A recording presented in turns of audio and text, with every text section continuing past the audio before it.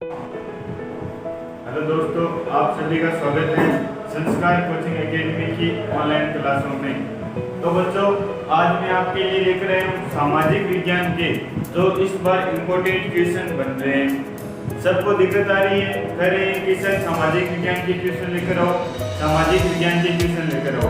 तो आज मैं आपके लिए सामाजिक विज्ञान के क्वेश्चन लेकर आया हूँ जो आपको अच्छे से अच्छे अभी मेरे साथ तैयार करने हैं। और इस बार ओपन बोर्ड में वही क्वेश्चन आपके आ सकते नहीं, आने वाले हैं, ये मानकर चलो। तो आज मैं आपको बता रहा हूँ, तो मेरे साथ लास्ट तक बने रहे।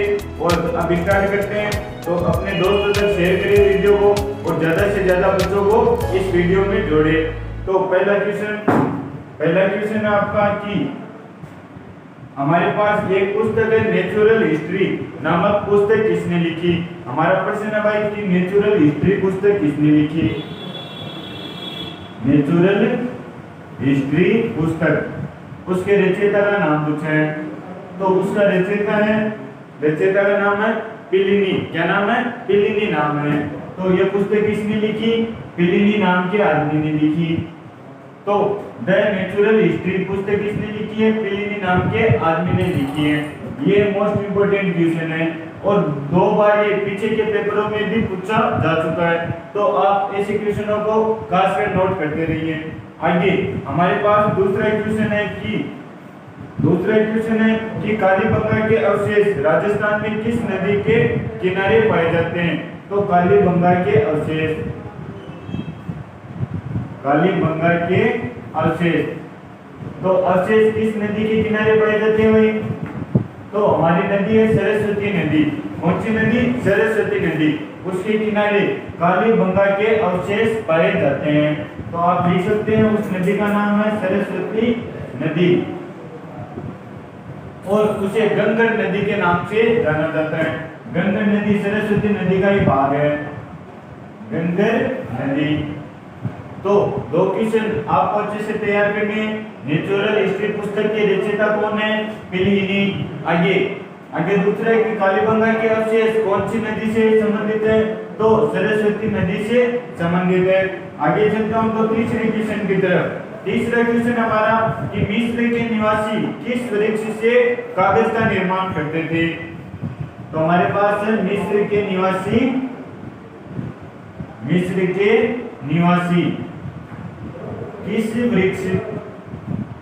किस वृक्ष से कागज का निर्माण करते थे।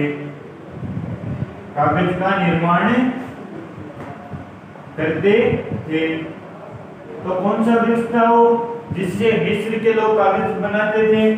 तो अब हमारा आंसर है कि पेपिरस नाम का वृक्ष था। कौन सा वृक्ष था भाई? पेपिरस वृक्ष। जो मिस्र के निवासी थे वो क्या काम करते थे? वो पेपिरस नाम के वृक्ष से क्या बनाते थे? कागज का निर्माण करते थे। आगे तो हमारा अगला क्वेश्चन है कि रोम के किस सम्राट ने कानूनों का संग्रह करवाया। हमारा प्रश्न है कि रोम के किस सम्राट ने क्या कराया भाई? अपने कानूनों को एक जगह एकत्रित किया, कानूनों का संग्रह करवाया।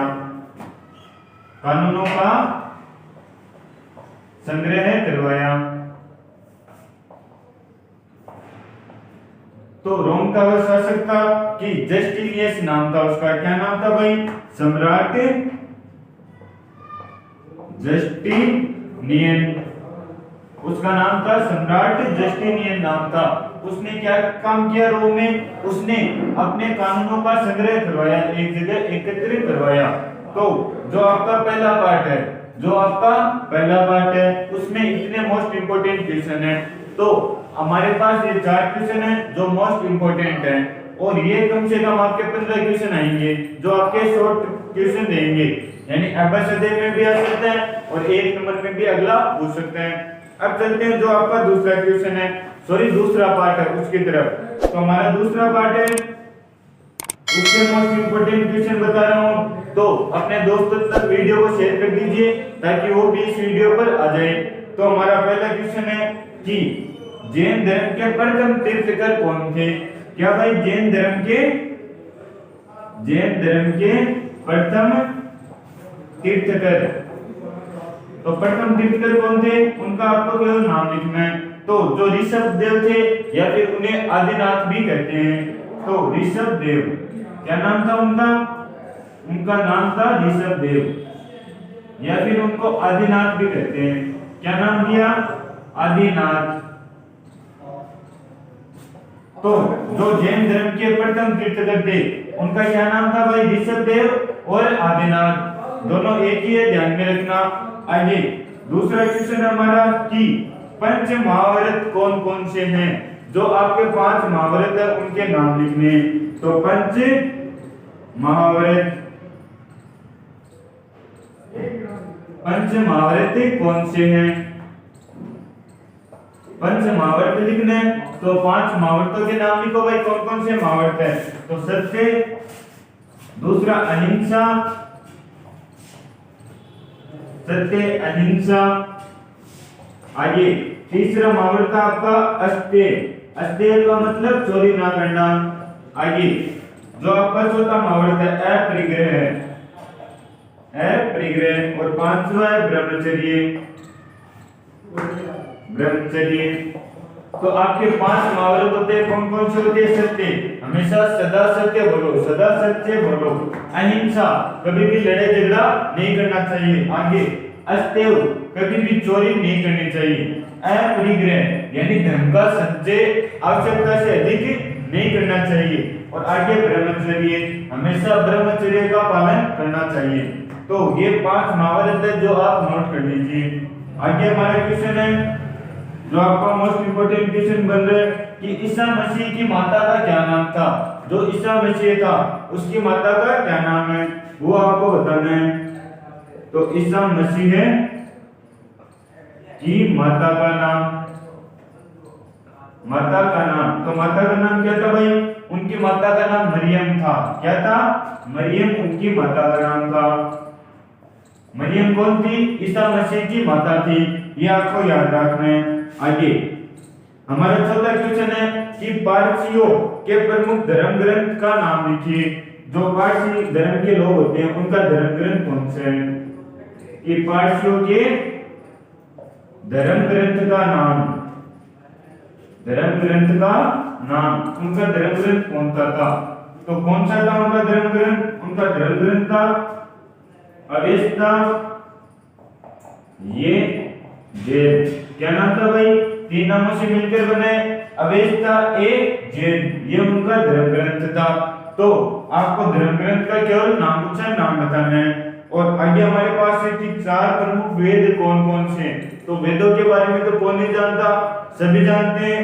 तो अगला क्वेश्चन है 4 वेद। तो हमारे 4 वेद होते हैं सामवेद, यजुर्वेद, आगे आपका वेद है अथर्ववेद और ऋग्वेद। ये 4 वेद भारतीयों के वेदों के रूप में जाने जाते हैं। तो 4 वेद सामवेद, यजुर्वेद, अथर्ववेद और ऋग्वेद, ये आपको केवल नाम लिखने हैं। तो जो आपके पहले पार्ट में जो क्वेश्चन बन रहे थे वो 4 मोस्ट इंपोर्टेंट क्वेश्चन है और दूसरे पार्ट में आपके ये 5 क्वेश्चन मोस्ट इंपोर्टेंट है। तो आप इनका स्क्रीनशॉट ले लीजिए।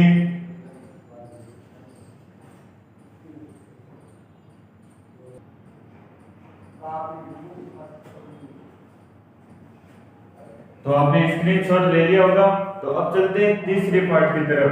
तो हमारा तीसरा पार्ट है, उसके जो मोस्ट इंपोर्टेंट क्वेश्चन है तो वो आप मेरे साथ देखते चलो। तो पहला क्वेश्चन है कि विश्व का प्रथम शल्य चिकित्सक कौन था? क्या प्रश्न है? पहला क्वेश्चन ये बन रहा है कि विश्व का प्रथम शल्य चिकित्सक कौन था? तो कौन था भाई? उसका नाम था सुश्रुत। क्या नाम था? सुश्रुत नाम था उसका। सुश्रुत को क्या माना जाता है भाई? सुश्रुत को यह माना जाता है कि ये विश्व का प्रथम शल्य चिकित्सक था। क्या था? शल्य चिकित्सक था, यानी प्लास्टिक सर्जरी, यानी सर्जरी का पहला वैज्ञानिक कौन था? सुश्रुत था, जो जानता था सर्जरी कैसे करते हैं। आगे अगला क्वेश्चन है कि बाघ की चित्रकला के विषय में किस धर्म से संबंधित है? तो कौन सा धर्म है भाई? आगे बाघ की चित्रकला, बाघ की चित्रकला के विषय किस से संबंधित है? तो किससे संबंधित है? ये एक धार्मिक बात में होकर लौकिक जीवन से संबंधित है। तो लौकिक जीवन से संबंधित। यदि आपको पूछे कि बाघ की चित्रकला के विषय किससे संबंधित है, तो लौकिक जीवन से संबंधित है, ये इसका आंसर होगा। आगे कह रहे हैं कि खेतान के मार्ग से कौन से चीनी यात्री भारत आए? तो चीनी यात्रियों के बारे में बताना है, जो किस मार्ग से? खेतान के मार्ग से आए। खेतान के मार्ग से आने वाले चीनी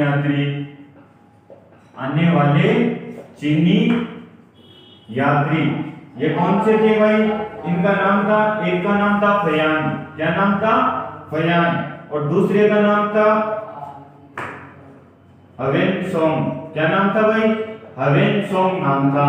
तो दो यात्री जो खेतान के मार्ग से भारत में आए थे, उनका क्या क्या नाम है? पहले का नाम है फयान और दूसरे का नाम है हवेनसोंग। क्या नाम है? हवेनसोंग। तो आगे चलते हैं। तो हमारा अगला क्वेश्चन है, चौथा क्वेश्चन है कि अंगर कोरवाट का मंदिर किस देश में? हमारे पास नाम हो गए मंदिर का कि अंगर कोरवाट का मंदिर कहां पर स्थित है? ये स्थित है कंबोडिया में। कंबोज में स्थित है। कंबोडिया में कौन सा मंदिर स्थित है? अंगर कोरवाट का मंदिर स्थित है। ये आपको याद रखना है।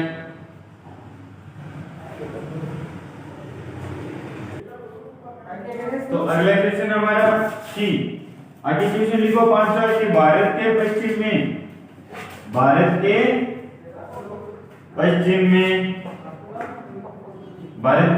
में आगे प्रश्न है स्थित दो बंदरगाहों के नाम। स्थित दो बंदरगाहों के नाम लिखिए। तो दो बंदरगाह, एक तो कोचीन और दूसरा मंगलोर। क्या नाम है भाई? एक का नाम तो कोचीन है और दूसरे का नाम मंगलोर है, मैंगलोर नाम है। तो दो बंदरगाह पश्चिम में जिनके आपको नाम लिखने, कोचीन और मंगलोर। तो आप एक क्वेश्चन उतारते जाइए मेरे साथ।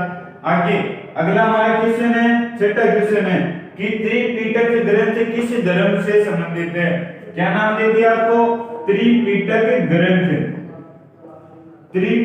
ग्रंथ किस धर्म से संबंधित है?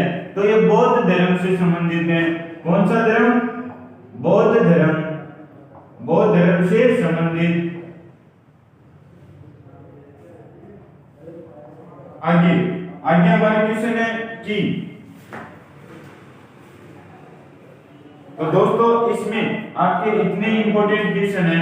इस पार्ट में आपके 6 इंपॉर्टेंट क्वेश्चन है जो आपको अच्छे से तैयार करने हैं। आगे चलते हैं। तो चौथे पार्ट की बात करूं मैं, पार्ट संख्या 4।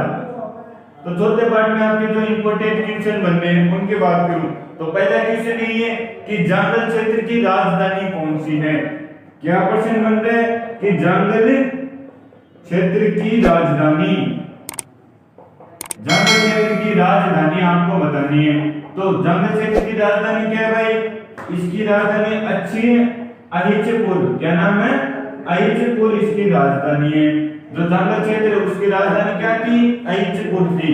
आगे जो आपका दूसरा क्वेश्चन है वह क्वेश्चन है कि मौर्य साम्राज्य का संस्थापक कौन है? मौर्य साम्राज्य का संस्थापक। तो मौर्य साम्राज्य का संस्थापक कौन है भाई? चंद्रगुप्त मौर्य। क्या नाम है? चंद्रगुप्त मौर्य। ये मोस्ट इंपोर्टेंट क्वेश्चन है दोस्तों दो।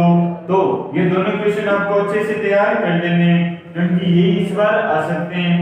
आगे हमारा क्वेश्चन है कि चंद्रगुप्त मौर्य के गुरु का क्या नाम था। ठीक है, मौर्य समाज का संस्थापक कौन था? चंद्रगुप्त मौर्य। अब इसका गुरु, तो चंद्रगुप्त का गुरु कौन था? तो इसके गुरु का नाम है भाई चाणक्य। क्या नाम है? चाणक्य नाम है। तो हमारा प्रश्न ये बनेगा कि मौर्य समाज का संस्थापक चंद्रगुप्त, चंद्रगुप्त का जो गुरु है उसका क्या नाम है भाई? चाणक्य नाम है। आगे चलते हैं, तो हमारा अगला क्वेश्चन है,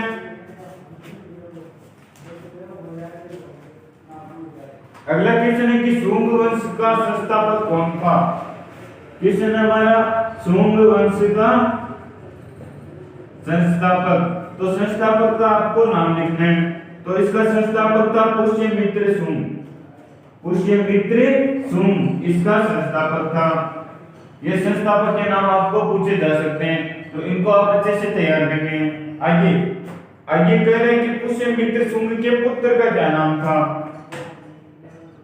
जो पुष्यमित्र था शुंग वंश का शासक, उसके पुत्र का क्या नाम था? तो उसके पुत्र का नाम था अग्निमित्र। क्या नाम था भाई? अग्निमित्र नाम था। आगे अगला क्वेश्चन बन रहा है कि पतंजलि ने कौन सी पुस्तक की रचना की? जो पतंजलि हमारे आदर्श है, उन्होंने कौन से पुस्तक की रचना की, ये पूछ रहे हैं।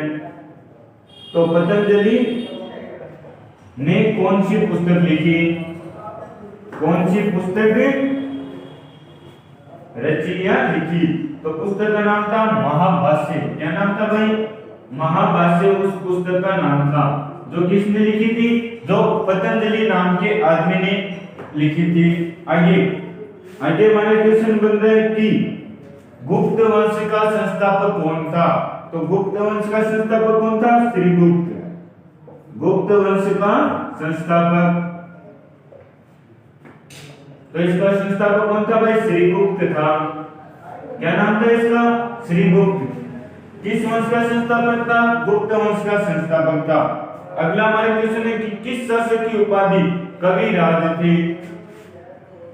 किस शासक की उपाधि कविराज थी? कविराज किस शासक को कहा जाता है? तो उसका क्या नाम था भाई? उसका नाम था समुद्रगुप्त। क्या नाम था उस राजा का? समुद्रगुप्त नाम था। उसे किस नाम से उपाधि दी गई थी? कविराज की उपाधि उसे दी गई थी। आगे हमारा क्वेश्चन है कि हर्षचरित नामक पुस्तक किसने लिखी? जो आपकी पुस्तक है हर्षचरित नामक पुस्तक, यह पुस्तक किसने लिखी है? तो इस पुस्तक के रचयिता आपके बाणभट्ट। क्या नाम है? बाणभट्ट। तो बाणभट्ट ने कौन सी पुस्तक लिखी? बाणभट्ट ने हर्षचरित नामक पुस्तक लिखी है।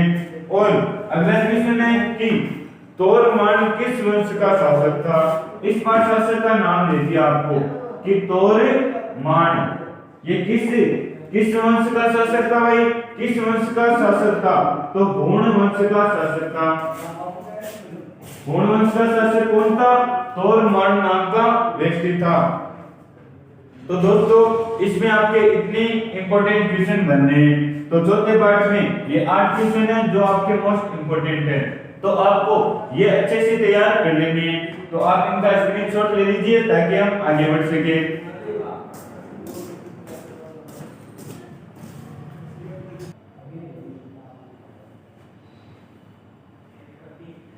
तो अब बात करते हैं जो आपका 5वां पार्ट है, उसमें कौन कौन से मोस्ट इंपोर्टेंट क्वेश्चन है।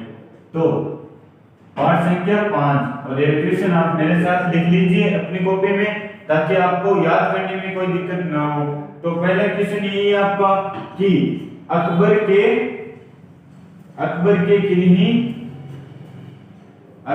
किन्हीं 3 नवरत्नों के नाम लिखिए। 3 नवरत्न कौन कौन से थे? तो उनका नाम लिखना है। पहला नवरत्न था बीरबल। आप अकबर और बीरबल के किसी भी बहुत सारे सुनते हो। और दूसरा नाम है तानसेन। क्या नाम है भाई? तानसेन नाम है। और तीसरा नवरत्न था कि टोडरमल। क्या नाम है तीसरे का? टोडरमल। तो तीन नवरत्न थे, पहला बीरबल, दूसरा तानसेन और तीसरा टोडरमल।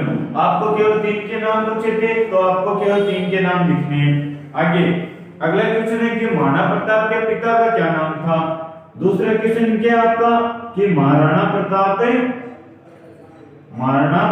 के पिता का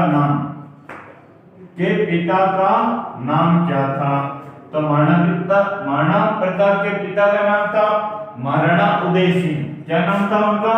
महाराणा उदय सिंह नाम था। महाराणा उदय सिंह कौन थे?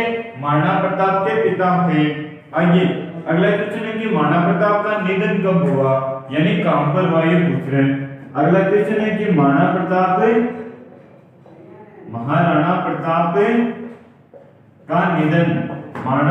का निधन कहां हुआ?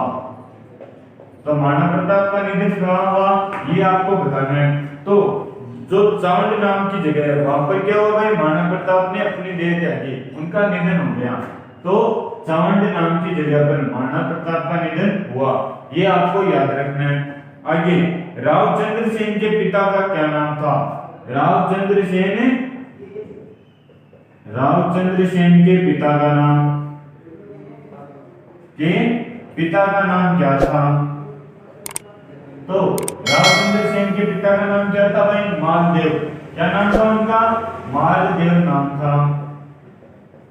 आगे अगला क्वेश्चन है कि शाहजहां ने अमर सिंह राठौर को कौन सा परगना दिया? तो हमारा अगला क्वेश्चन है कि शाहजहां ने अमर सिंह राठौर को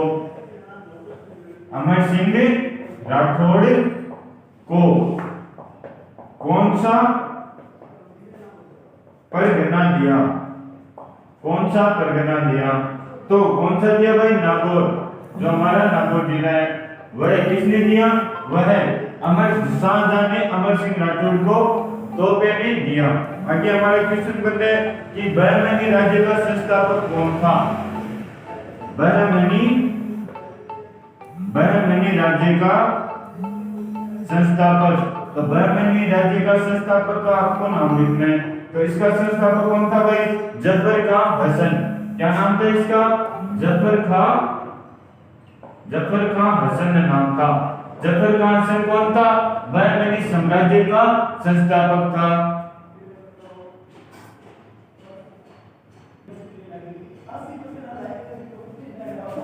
तो हमारा अगला क्वेश्चन है, अगला क्वेश्चन लिखो कि अगला क्वेश्चन बन रहा है आपका कि गुरु अर्जुन देव को किस मुगल शासक ने प्राणदंड दिया? गुरु अर्जुन देव जो सिखों के गुरु थे भाई, गुरु अर्जुन देव को किस मुगल शासक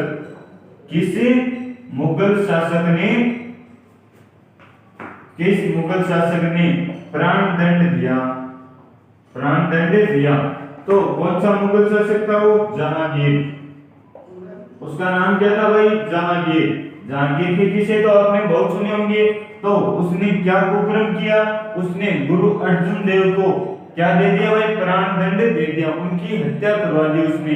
किसने करवाई? जहांगीर ने। अगला क्वेश्चन हमारा कि अमृतसर की संधि किस वर्ष हुई? अमृतसर की संधि किस वर्ष हुई? तो आपको साल का नाम पूछे तो 1809 ईस्वी में। 1809 ईस्वी में क्या हुआ भाई? अमृतसर की संधि हुई, ये आपको याद रखना है। आगे अगला क्वेश्चन हमारा कि लोहे एवं रक्त की नीति का अनुसरण गुलाम वंश की किस शासक ने किया? रक्त एवं लोहे की नीति किस शासक ने अपनाई? तो उस शासक का नाम क्या था भाई? उस शासक का नाम बलबन था। क्या नाम था? बलबन उसका नाम था। जो बलबन नाम का शासक था, गुलाम वंश का शासक था, उसने कौन सी नीति अपनाई? रक्त एवं लोह की नीति अपने राज्यकाल में अपनाई। आगे आगे हमारे क्वेश्चन है कि राव शेखा के माता पिता का क्या नाम था। राव शेखा के माता पिता का क्या नाम था। माता पिता का नाम पूछ रहे राव शेखा के, तो क्या नाम था भाई। उनके पिता का नाम था गोकल। क्या नाम था भाई। उनके पिता का नाम था गोकल। और उनकी माता का क्या नाम था। उनकी माता का नाम था निर्वाण। तो पिता का नाम गोकल और माता का नाम निर्वाण, ये आपको नाम रखने हैं यार। और किनके माता पिता थे। राव शेखा के माता पिता थे। और अगला क्वेश्चन है कि महमूद गवाह कौन था।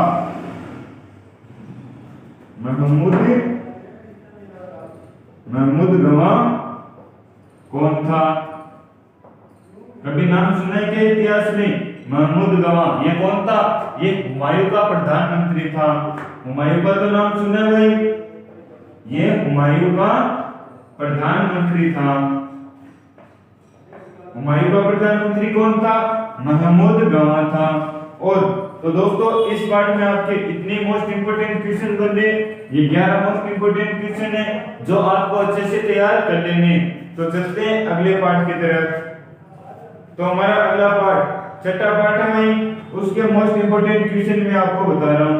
तो आपका मोस्ट इंपोर्टेंट क्वेश्चन ये बन रहा है पहला कि भगत आंदोलन के प्रेरणा कौन थे।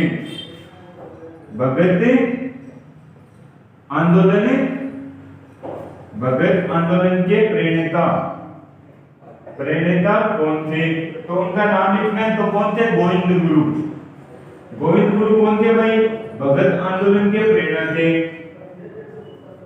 यानी उन्होंने भगत आंदोलन शुरू किया था, उसे प्रेरणा कहते हैं। तो भगत आंदोलन के प्रेरणा कौन हुई। गुरु गोविंद गुरु ने क्या किया भाई। उस भगत आंदोलन को शुरू किया था। और इसका अगला मोस्ट इंपोर्टेंट क्वेश्चन बन रहा है कि रोलेट एक्ट क्या था। ये इसका मोस्ट इंपोर्टेंट क्वेश्चन है।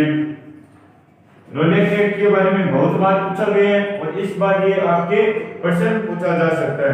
तो दोस्तों इसमें आपके दो मोस्ट इंपोर्टेंट क्वेश्चन थे जिनको आप अच्छे से तैयार करना है। तो अब चलते हैं आगे के पार्ट की तरफ। तो आप इसका स्क्रीनशॉट ले लीजिए।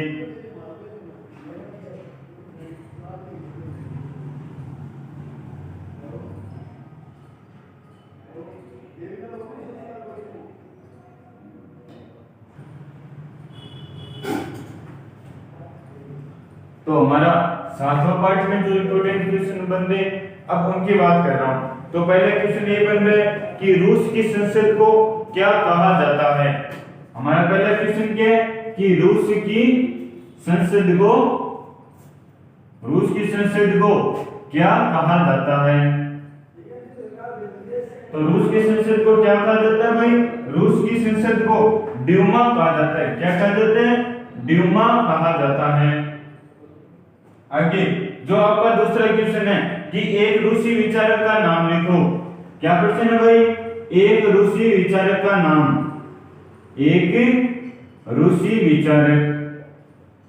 तो एक रूसी विचारक का आपको नाम लिखना है। तो नाम है टोलस्टॉय। क्या नाम है भाई। टोलस्टॉय कौन था। एक रूसी विचारक था। आगे जो आपका अगला क्वेश्चन है वह यही है कि रूस के तानाशाह राजवंश का नाम क्या था।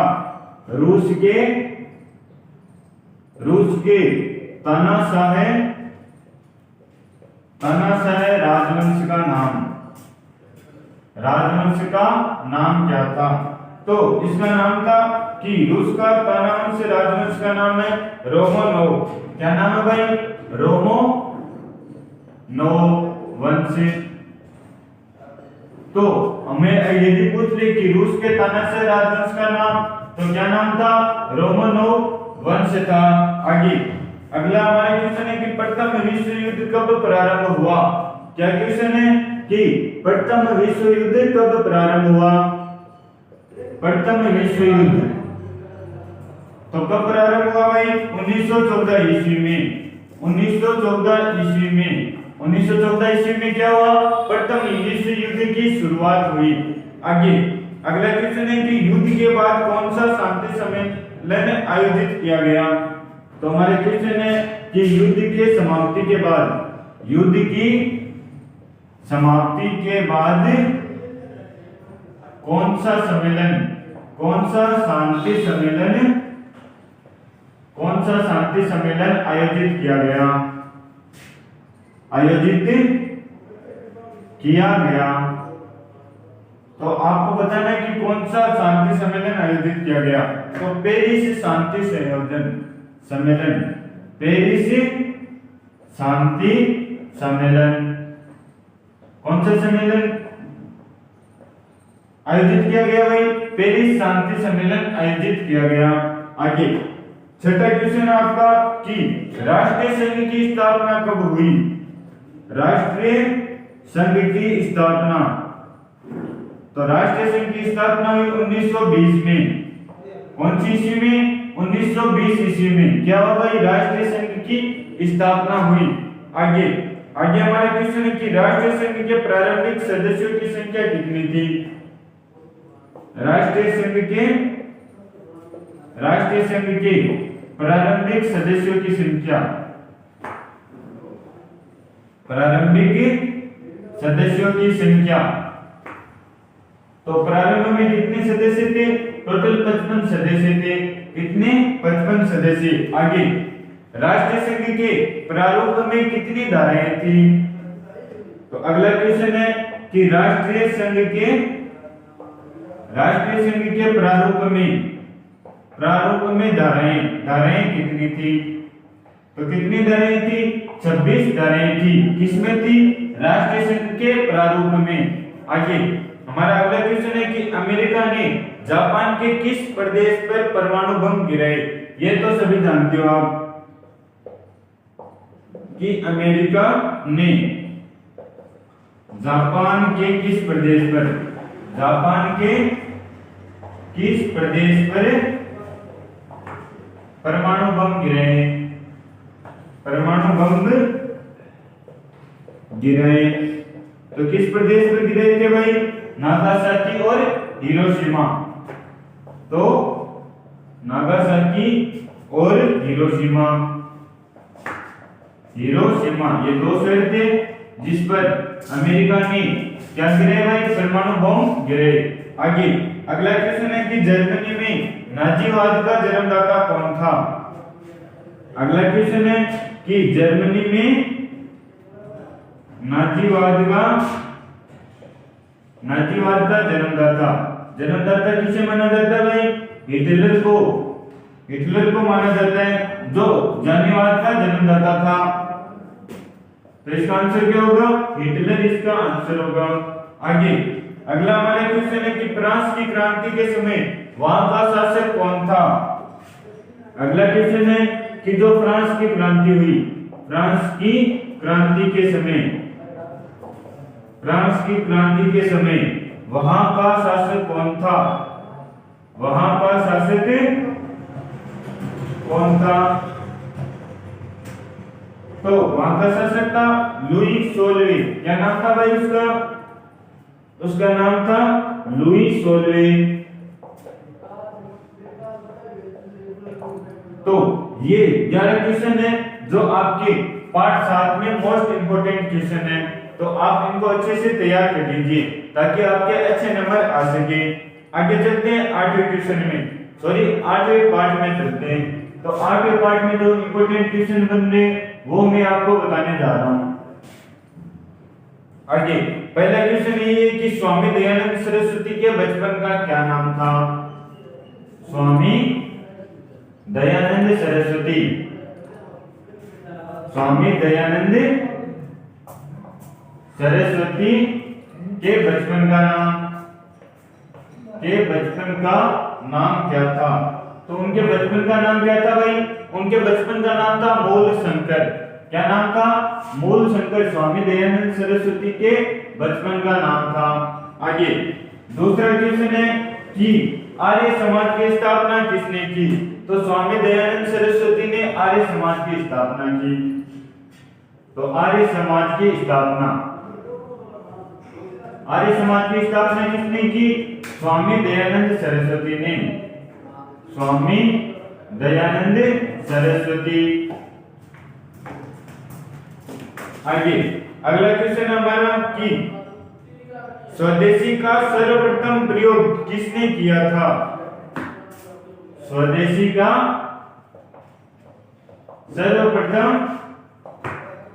सर्वप्रथम प्रयोग किसने किया? किसने किया? उस व्यक्ति का क्या नाम था? तो उसका नाम था चंदन ने। क्या नाम था उसका? चंदन नाम था। तो चंदन ने क्या किया भाई? स्वदेशी का सर्वप्रथम उपयोग किया, प्रयोग में लाया। आगे विश्व धर्म सम्मेलन कहाँ आयोजित हुआ? अगला क्वेश्चन आपका कि विश्व धर्म सम्मेलन कहाँ आयोजित हुआ? कहाँ आयोजित हुआ? तो आपका आंसर है शिकागो, अमेरिका ना। तो शिकागो में क्या हुआ भाई? शिकागो में विश्व धर्म सम्मेलन स्थापित हुआ, ठीक है, आयोजित हुआ भाई।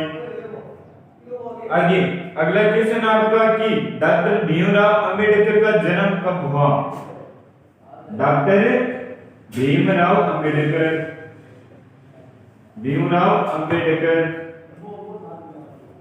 का जन्म कब हुआ?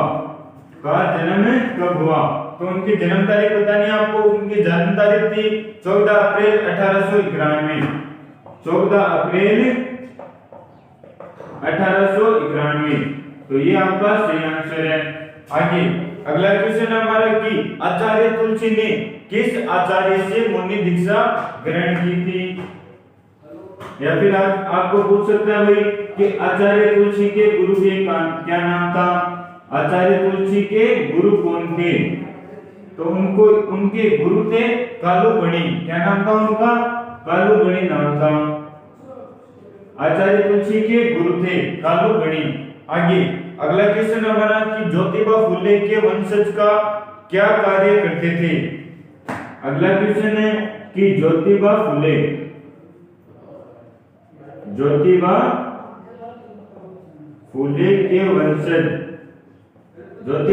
के वंशज क्या कार्य करते थे? तो वे क्या काम करते थे? वे फूल माला का कार्य करते थे। तो आंसर क्या होगा भाई? फूल माला का कार्य करते थे। कौन करते थे? ज्योतिबा फुले के जो वंशज थे वो। आगे तो दोस्तों इसमें आज के पार्ट में आपके इतने ही 7 ही मोस्ट इंपोर्टेंट क्वेश्चन बन रहे हैं। तो आप इनको अच्छे से तैयार कर लें ताकि आपको पेपर में अधिक से अधिक लाभ मिल सके। तो आप इनका स्क्रीनशॉट ले लीजिए। आगे चलते हैं।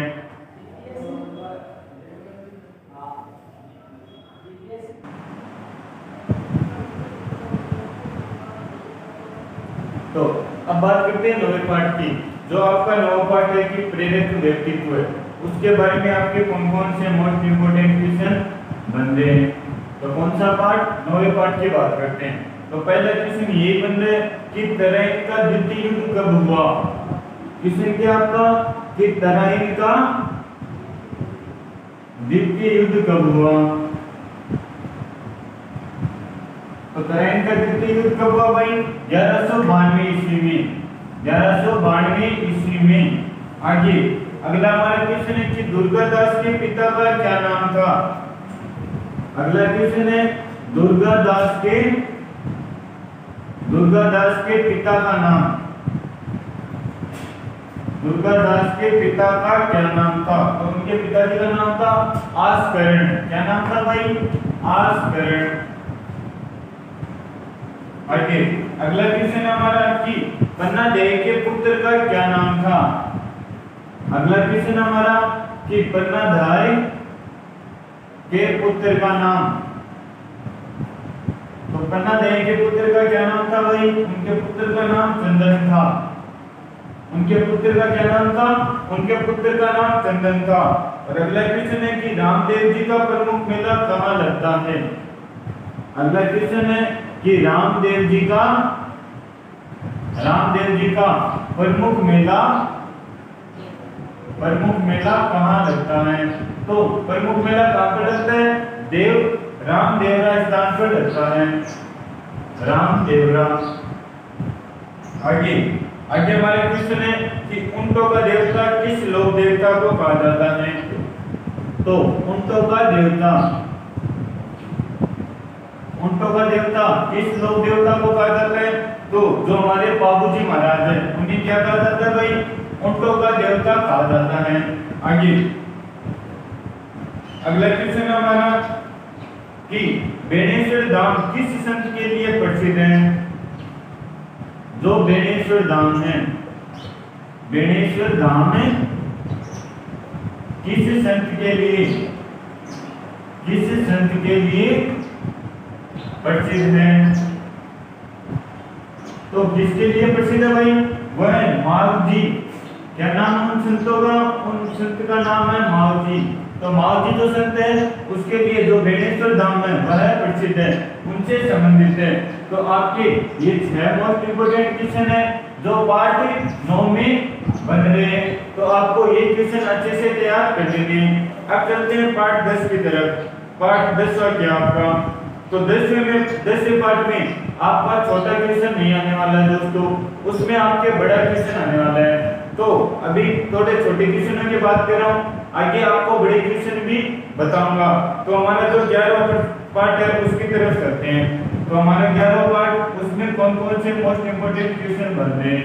तो 11वें पार्ट में पहला क्वेश्चन ये बन रहा है कि लोकतांत्रिक शासन के प्रकार बताइए। प्रश्न क्या हमारा कि लोकतांत्रिक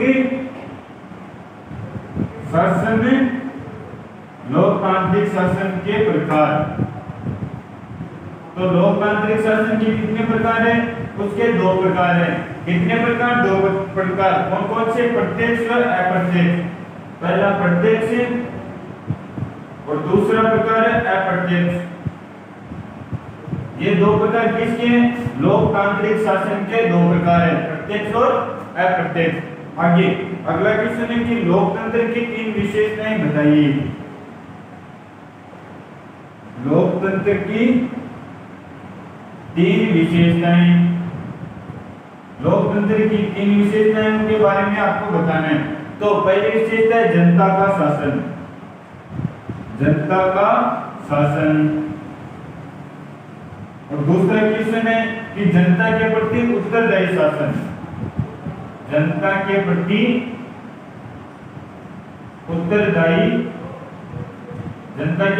उत्तरदायी शासन। और आगे हमारी तीसरी विशेषता है इसकी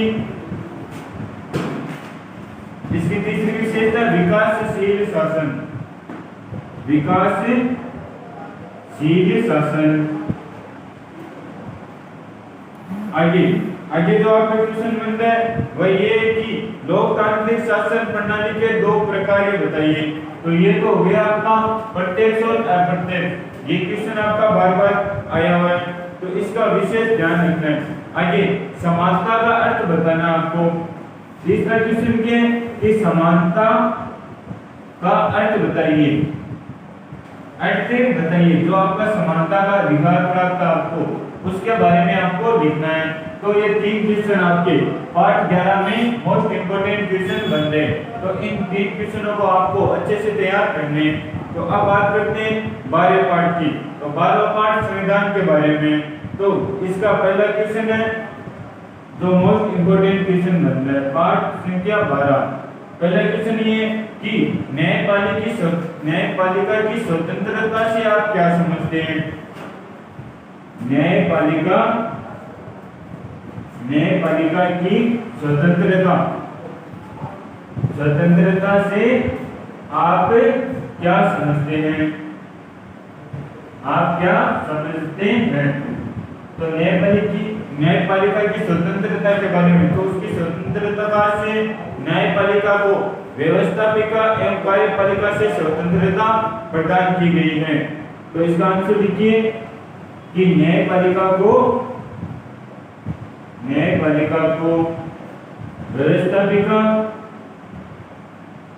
व्यवस्थापिका तथा कार्यपालिका से स्वतंत्रता मिली हुई है, से स्वतंत्र है। इस प्रकार लिखिए आप। आगे अगला क्वेश्चन है जो आपका है कि भारतीय संविधान निर्माण में कितना समय लगा, ये आपका मोस्ट इंपोर्टेंट क्वेश्चन है कि भारतीय संविधान निर्माण में कितना समय लगा। भारतीय संविधान निर्माण में समय, भारतीय संविधान को बनाने में कितना समय लगा, तो 2 वर्ष 11 माह 18 दिन, 2 वर्ष 11 माह और 18 दिन, इतना समय किसे बनाने में लगा, भारतीय संविधान को बनाने में लगा। और अगला क्वेश्चन आपका कि संविधान में कुल कितने अनुच्छेद है, संविधान में अनुच्छेद कुल कितने अनुच्छेद है, तो कुल कितने अनुच्छेद है, 395 अनुच्छेद। संविधान में कुल कितने अनुच्छेद, 395 अनुच्छेद। आइए अगला क्वेश्चन आपका, संविधान सभा की प्रथम बैठक कब हुई, संविधान सभा की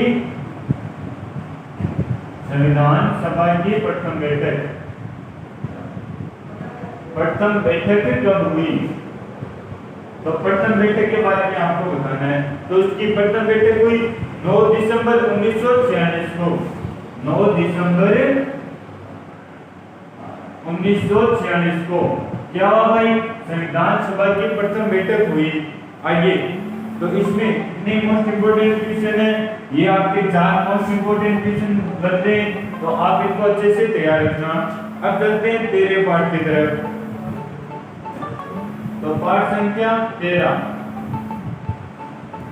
में हमारा मोस्ट इंपोर्टेंट क्वेश्चन है कि सर्वप्रथम त्रिस्तरीय पंचायत राज व्यवस्था का शुभारंभ कब एवं कहां हुआ। पहला क्वेश्चन क्या भाई, सर्वप्रथम त्रिस्तरीय पंचायती राज व्यवस्था का शुभारंभ कब एवं कहां हुआ, ये आपको बताना है। तो इसका आंसर होगा कि कब हुआ भाई, तो 2 अक्टूबर 1959 ईस्वी में। आगे कहां पर हुआ, तो नागौर जिले में सर्वप्रथम हुआ। कहां पर हुआ भाई, नागौर जिले में। आगे अगला आपका क्वेश्चन है कि ग्राम पंचायत किसे कहते हैं। क्वेश्चन क्या आपका, ग्राम पंचायत किसे कहते हैं, ग्राम पंचायत किसे कहते हैं। तो ग्राम पंचायत की आपको परिभाषा लिखनी है कि ग्राम पंचायत होती क्या है। तो इसकी परिभाषा लिखिए कि ग्राम सभा की बैठक बुलाने का अधिकार। ग्राम सभा ग्राम पंचायत के समस्त वयस्क नागरिकों के समूह को क्या कहते हैं, ग्राम सभा कहते हैं। तो ग्राम सभा ग्राम पंचायत के समस्त वयस्क नागरिकों के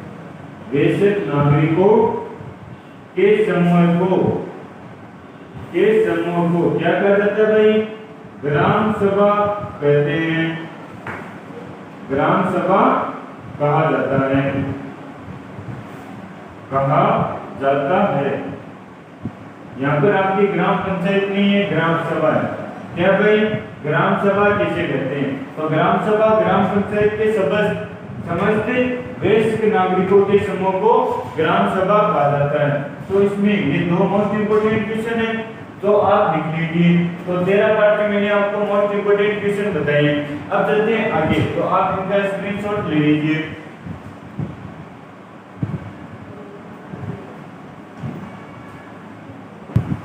तो जो आपका 14 पार्ट है उसमें मोस्ट इंपोर्टेंट क्वेश्चन बन रहे। तो पहला क्वेश्चन आपके पास बन रहा है भाई कि विधान परिषद के कार्य बताइए। विधान परिषद के कार्य बताइए। विधान परिषद के कार्य कौन कौन से हैं? तो पहला कार्य कानून निर्माण। कौन सा कार्य भाई? कानून बनाती है, कानून निर्माण। दूसरा कार्य कार्यपालिका संबंधी कार्य और वित्त संबंधी कार्य। दूसरा कार्य आपके कार्यपालिका संबंधी कार्य, कार्यपालिका संबंधी कार्य।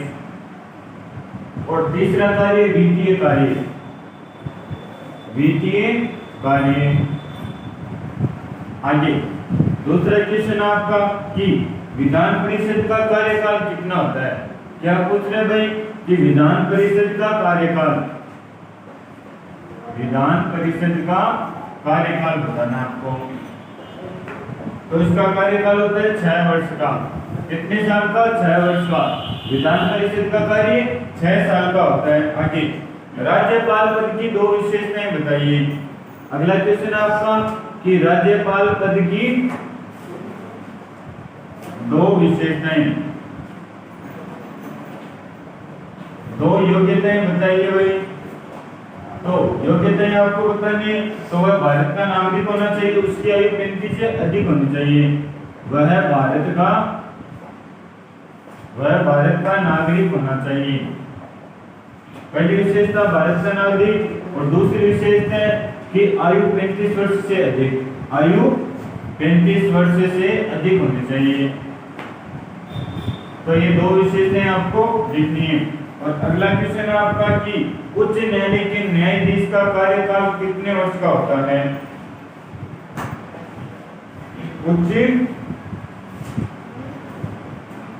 उच्च न्यायालय के न्यायाधीश, उच्च न्यायालय के न्यायाधीश का कार्यकाल कितने वर्ष का होता है। तो उच्च न्यायालय के न्यायाधीश का कार्यकाल होता है कि 62 वर्ष का उसका कार्यकाल होता है। कितने वर्ष का? 62 वर्ष का उसका कार्यकाल होता है।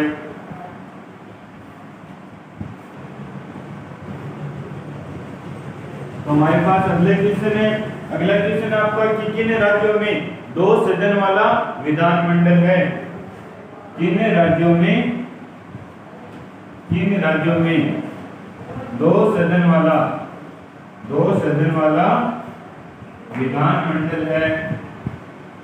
विधानमंडल है। तो उन राज्यों के नाम लिखने आपको कि किन किन राज्यों में 2 सदन वाला विधानमंडल है। तो उत्तर प्रदेश, जम्मू कश्मीर, उत्तर प्रदेश। दूसरा राज्य जम्मू कश्मीर। आगे तीसरा राज्य कर्नाटक, चौथा राज्य महाराष्ट्र और 5वां राज्य बिहार और 6वां राज्य आंध्र प्रदेश, बिहार और आंध्र प्रदेश और तेलंगाना। तो इन राज्यों में क्या भाई 2 सदन वाला विधानमंडल है, यानी विधान परिषद भी है और विधानसभा भी है। आगे तो दोस्तों इनमें आपके ये 5 क्वेश्चन मोस्ट इंपोर्टेंट क्वेश्चन है, तो आप इनको अच्छे से तैयार कर लेना। अब चलते हैं अगले पार्ट की तरफ। तो हमारा जो 15वां पार्ट है उसमें कौन कौन से क्वेश्चन आपके मोस्ट इंपोर्टेंट है। तो राज्यसभा के सदस्यों की संख्या, पहला क्वेश्चन है कि राज्यसभा के सदस्यों की संख्या कितनी होती है। सदस्यों की संख्या, तो उनकी संख्या होती है 250। अधिकतम कितनी संख्या हो सकती है? 250 संख्या हो सकती है। आगे क्वेश्चन है कि राष्ट्रपति राज्यसभा में कितने सदस्य मनोनीत करता है। राष्ट्रपति राज्यसभा में कितने सदस्य मनोनीत करता है। तो कितने सदस्य नियुक्त करता है भाई? 12 सदस्य। तो आंसर क्या होगा? 12 सदस्य। कौन नियुक्त करता है, कौन मनोनीत करता है? राष्ट्रपति मनोनीत करता है। आगे तो हमारा अगला क्वेश्चन है कि राष्ट्रपति का चुनाव किस पद्धति के आधार पर होता है। राष्ट्रपति का चुनाव किस पद्धति के आधार पर होता है?